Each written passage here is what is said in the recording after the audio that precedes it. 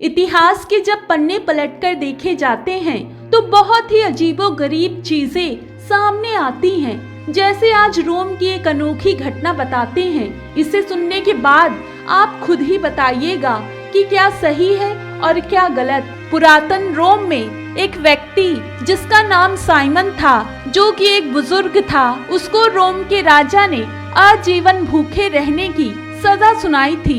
उसे एक जेल में बंद कर दिया गया था और वहाँ कड़ा पहरा लगा दिया गया। राजा ने ये हुक्म दिया कि जब तक वो शख्स मर नहीं जाता तब तक कोई भी उसे न कुछ खाने के लिए दे और ना ही उसे कुछ पीने के लिए दे।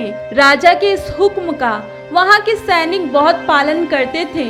बुजुर्ग साइमन की एक बेटी थी जिसका नाम पेरू था।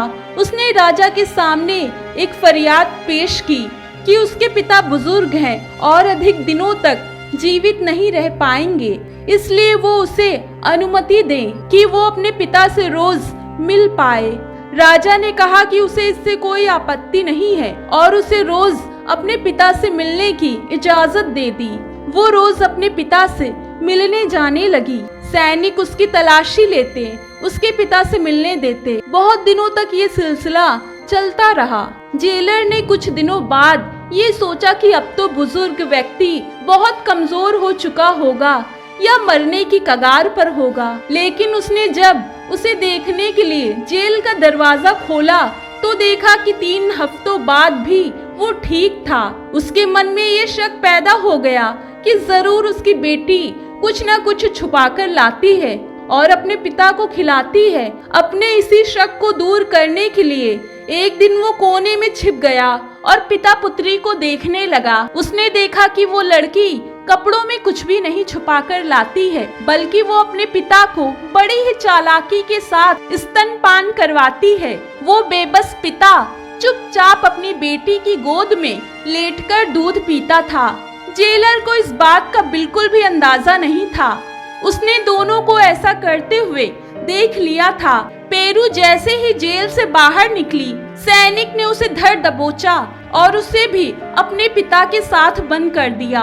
इस बात को सभी जगह फैलने में समय नहीं लगा। जैसे ही राजा तक ये सूचना पहुंची, वो आग बबूला हो गया। उसने दोनों को दरबार में पेश होने का हुक्म दिया। हर तरफ लोग यही बात कर रहे थे कि इस लड़की ने पिता और बेटी का पवित्र रिश्ता कलंकित किया है। इन दोनों को इसकी सख्त सजा मिलनी चाहिए। लेकिन वहाँ कुछ लोग ऐसे भी थे जिन्हें ये घटना एक सकारात्मक दिशा की तरफ ले जा रही थी। उनका कहना था कि वो बेटी अपने पिता से अपार प्रेम करती है और वो उन्हें किसी भी हालत में मरने नहीं देना चाहती। इसके चलते ये गुनाह नहीं, बल्कि एक पुत्री का अपने पिता के लिए प्रेम दिखाई देता है। धीरे धीरे लोगों ने इस पहलू पर ध्यान दिया और अपने विचारों को सकारात्मक किया। इसके बाद राजा ने न केवल पेरू को रिहा किया, बल्कि साथ ही उसके पिता को भी दंड मुक्त कर दिया। ये एक सच्ची घटना थी, लेकिन इस घटना से भी हमें कुछ सीखने को मिलता है। यकीन मानिए, यदि किसी काम को सही भावना के साथ किया जाए तो चाहे वो काम समाज की नजरों में सही हो या ना हो, लेकिन महान जरूर कहा जा सकता है।